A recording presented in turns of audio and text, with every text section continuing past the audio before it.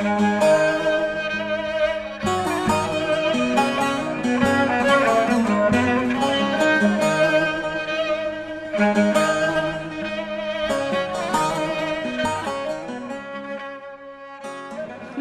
بەڕێز خۆشک و برایانی خۆشەویست بەخێر بن.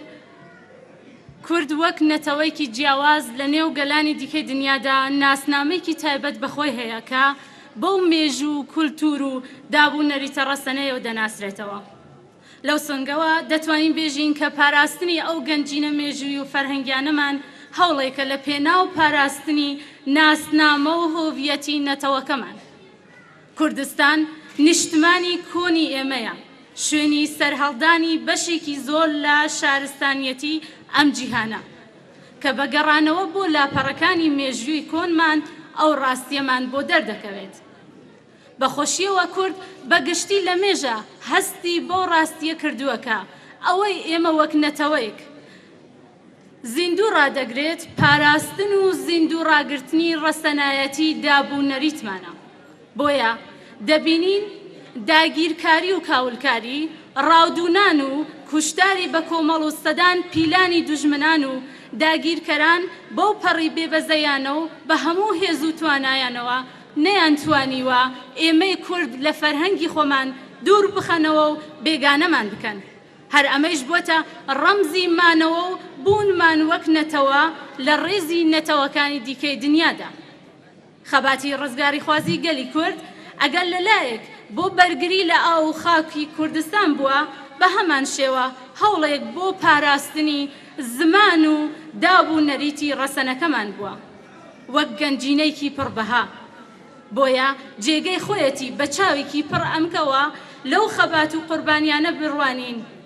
بە پێویستی دەزانم لەم دەرفەرتەیش کەڵ وەربگرم و لە بەرەبەری ڕۆژی پیرۆزی پێشمەرگەی کوردستاندا ڕێز بگرین لە خەبات و فیداکاری هەموو پێشمەرگەکانی کوردستان کە لە بەرامبەر سیاسەتی دوژمنکارانەی داگیرکەرەکاندا بوونەتە قەڵەغانێک بۆ پاراستنی زمان و فەرهەنگی کوردەواریمان. ئێمە وەک یەکێتی لاوانی دموکراتی کوردستانی ئێران خۆمان بە ئەرکدار دەزانین لە پێناو بوژانەوە و پاراستنی کولتور، زمان و فلکلۆر و هونەری ڕەسەنی کوردی کار بکەین و هەروەها ناساندنی فەرهەنگ و کولتوری کوردی بە نەتەوەکانی دیکە لە کاناڵە جۆراجۆرەکان بە ئەرکی سەرشانی خۆمان دەزانین. یەکێتی لاوانی دموکراتی کوردستانی ئێران کۆمیسیۆنی ئاموزش هەشتی سەرماوەزی 2713 کوردی. ئێستا لەم بەشەی بەرنامەکەماندا سرنجتان بۆ چەند تابلۆیەک لە نمایشی جلوبەرێک کە تایبەتن بە ناوچەکانی ڕۆژهەڵاتی کوردستان و هیوادارم جێگای ڕەزامەندی ئێوە بەڕێزان بێت.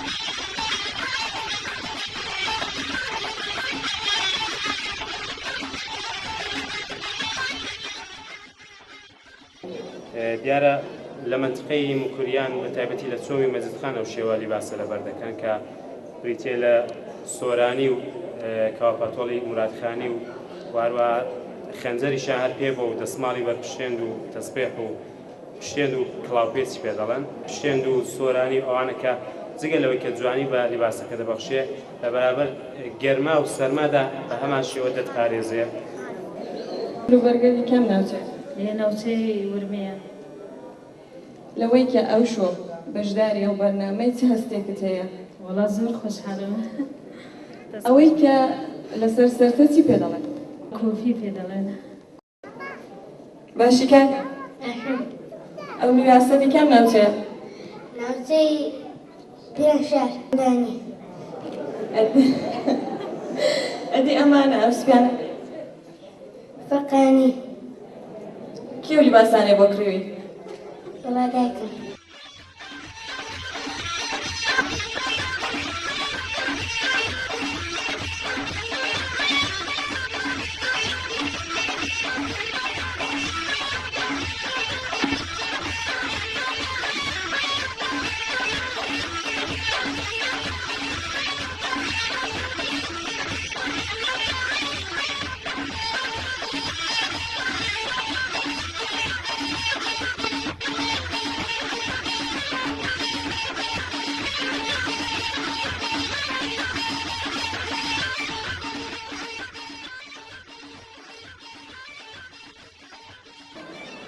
گەر لە موزیک بڕوانین دەبینین هەموو هەست و نست و جوڵەیەکی ژیانمانی داگیر کردووە.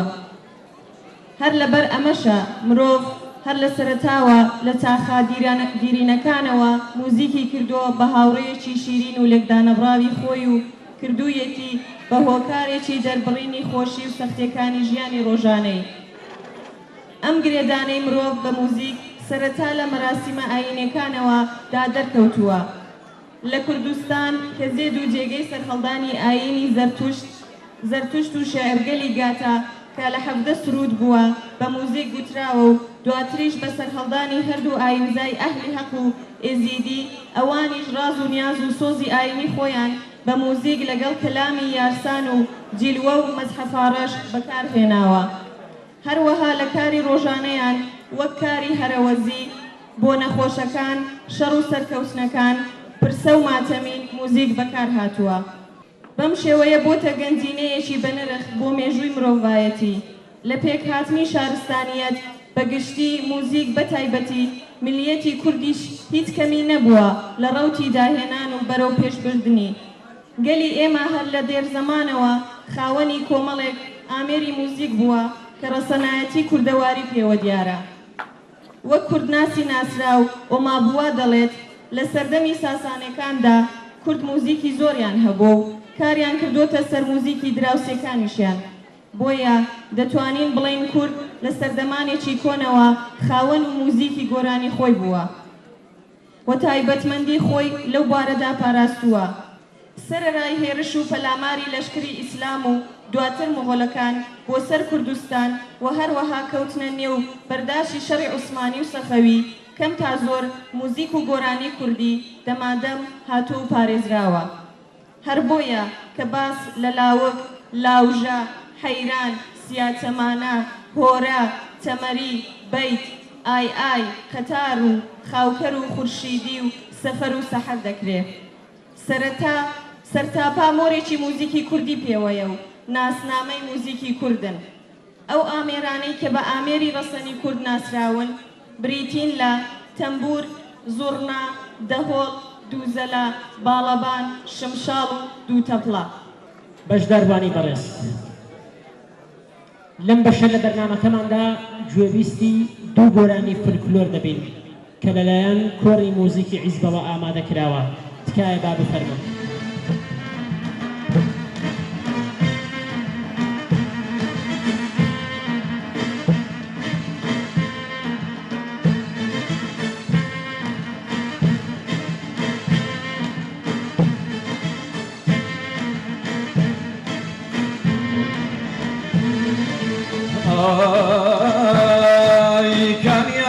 کانیان ئامان کانیاکە بەشکەی کانیان و کانیان ئامان کانیاکە بەشکەی لە دوای باڵاکەی ئازیز دڵباکێ خۆشکەی لە دوای باڵاکەی ئازیز دڵباکێ خۆشکەی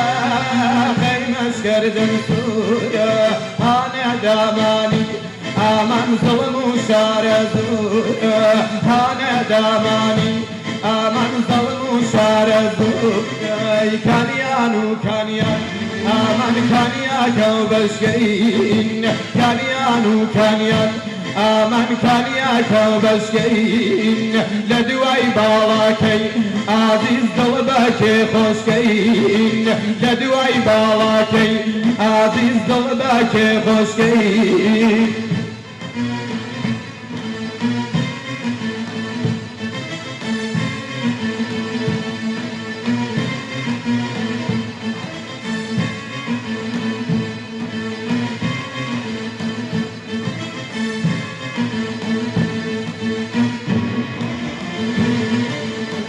سەرکەروانە سار کۆیا تژگاوە سەرکەروانە سار کۆیا تژگاوە بدیاوە مەسکەن ئامان خانەگە و پاوە بدیاوە مەسکەن ئامان خانەگە و پاوە کانیان و کانیان ئامان کانیاکە و بەشکەین کانیان و کانیان ئامان کانیاکە و بەشکەین لە دوای باڵاکەی ئازیز دڵ بەکێ خۆشکەین لە دوای باڵاکەی ئازیز دڵ بەکێ خۆشکەین لە دوای باڵاکەی ئازیز دڵ بەکێ خۆشکەین لەم بڕگەی بەرنامەکەماندا داوا لە هانا مرادوەیسی دەکەین بۆ پێشکەشکردنی پەخشانەکەی تکایە با بفەرمێت.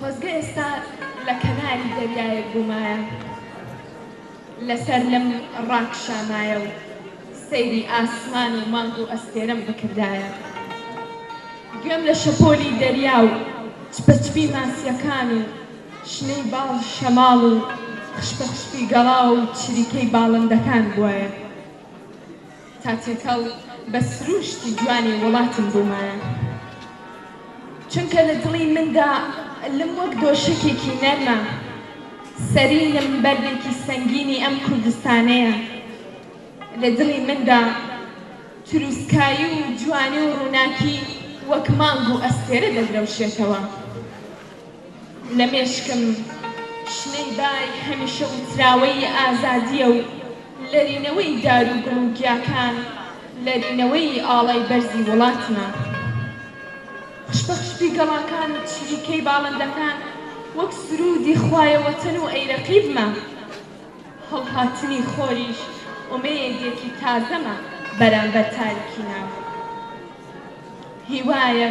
هیوایەک ڕزگاری و سەرتاسەری و هێمای کۆڵەدان و تێکۆشانە دژی تاریکی و ناحەزان دڵی من وەک ئاسمان گەورەیە وەک شاخ خۆڕاگرە و قەت لە بنایە دڵی من وەک دەریا هێمنە بەڵام زریانێکی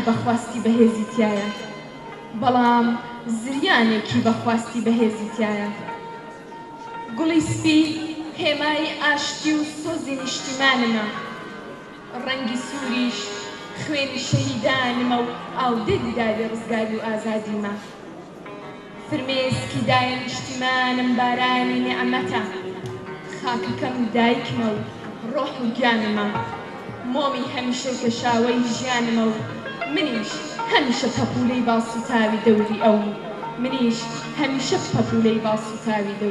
زۆر سپاس بەڕێزان ئەو کاتانەی زمان ناتوانێت هەستەکان دەرببڕێت ئیتر جەستەی مرۆڤ دەبێتە کۆمەک بەخش و یارمەتیدەری هەستەکانی ناخی مرۆڤ بە شێوەی وێنە دەکێشێن هەتا شتە پەنگ خوارد و شاراوەکان ئازاد بێت ڕوعی لە بەندەیی گرێ و خەمە جۆرا و جۆرەکانی ئازاد بێن هێندە جار چاو بە جۆرێکە کە دەڵێ بە دڵۆپێک فرمێسێک چیرۆکێکی دوور و درێژی ئەشکێکی ئەفسانەیی ڕاستەوخۆ دێتە سەر زمان لە ڕاستیدا هەڵپەڕکێش ڕیشەی لە هەستدایە و بۆ بەدەستهێنانی هۆکارێک بۆ دەربڕینی نیازەکانی تەنیا زمان هەبووە هەمیشە گرنگترین هۆکار بۆ دەربڕینی شتە شاراوەکانی دەروون دەرونی بەتاڵکردنەوەی ڕووعی لە کاتی شادی و خەمدا. بەڕێزانم، هەڵپەڕکێش بەشێکە لە کولتوری نەتەوەی کورد. ئێستاش لەو بەشەی بەرنامەکەماندا سرنجتان بۆ بینینی چەند تابلۆیەک لە هەڵپەرشێ کە منداڵانی ئازادی ئامادەیان کردووە. تکایە بابێنە سەر ساحنە.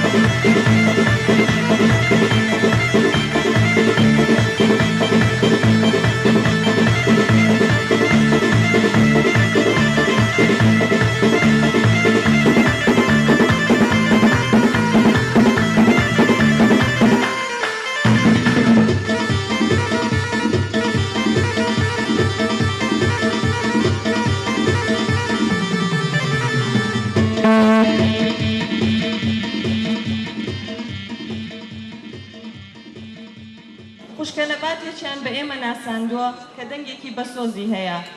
داوای لێ دەکەین تەشریف بێنێتە سەر سەحنە بەرنامەکەمان بۆ برازێنێتەوە.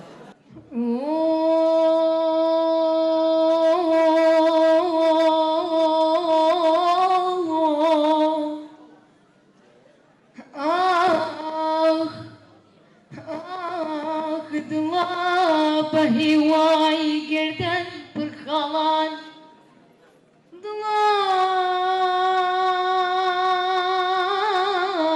بهیوای گردن پرخەڵان خۆت مەدان لە تێی موژەی چاوکەڵان ئایوار ئایوار ئایوار ئایوار ئایوار ئایوار ئایوار ئاخ کەسی بابە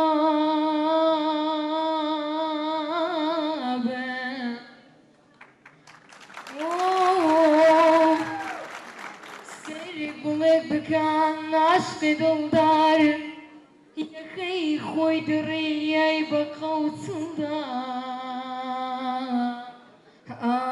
ئای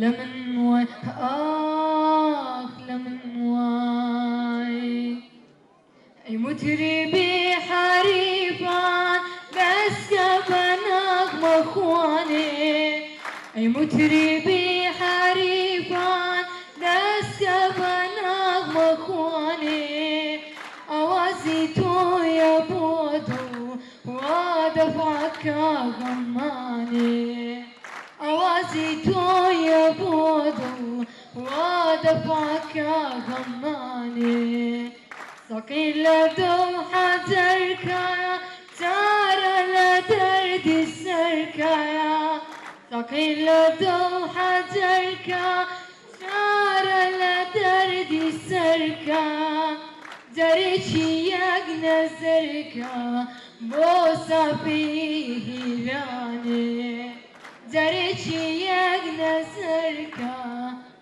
بۆ سەفی هیرانێ میوانێکی زۆر ئازیزمان هەیە شاعیری لاوی کورد کاک سمکۆ بێکەس سڵاوتان لێبێ بەڕێزان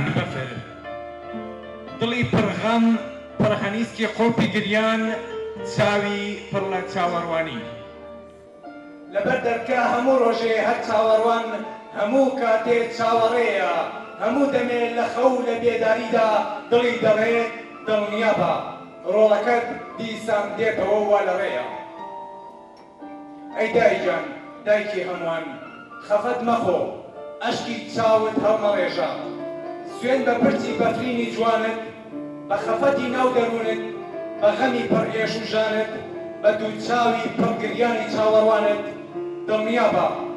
دڵنیابە چی پێشمەرگەی کوردستانە کوڕی تۆیە کچی تۆیە ڕۆڵەی تۆیە و جەرگی تۆیە بەڕێگاون زۆر لە مێژە کەوتونە ڕێ کاروانی خەبات درێژە و درەنگ یاسوو دەگاتە تێ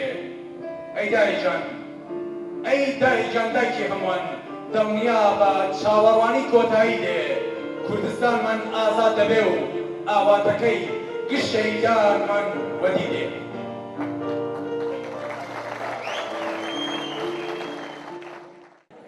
داوا دەکەین لە کاک فەلاحی ڕەحیمی بە دەنگە زوڵاڵەکەی بابێک گەردەنەیە بڕوە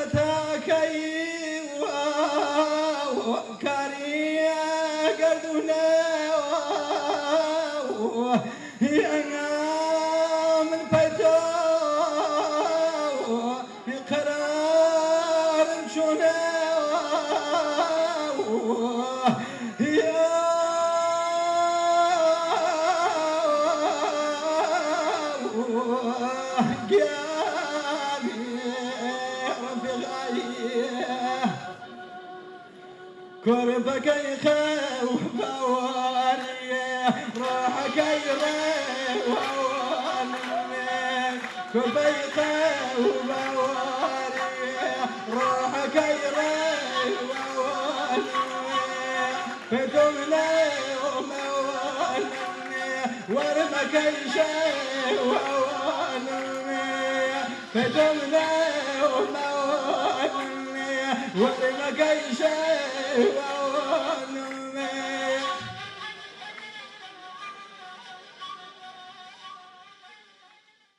داوا لە کاکداریوش دەکەیت بە گۆرانێکی کرمانجی بەرنامەکە خۆشتۆکان تەنیا باشتر ليلك جيت وانتري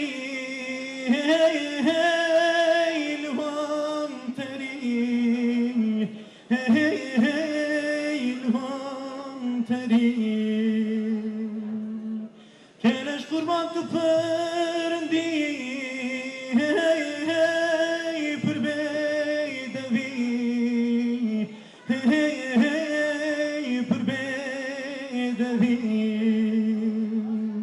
كجهر عرب من اللي قلت ماكن خرتي قلني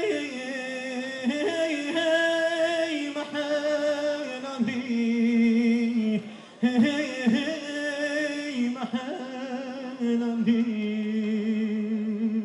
ناريني ناريني نارينا من شيريني شكري بالمال يامن ناريني ناريني نارينا من شيريني شكري بالمال يامن زاوا صاري حسبي باز ناريني ناريني نارينا من شيريني شكري بالمال يامن ناريني ناريني نارينا من شيريني بالمال يامن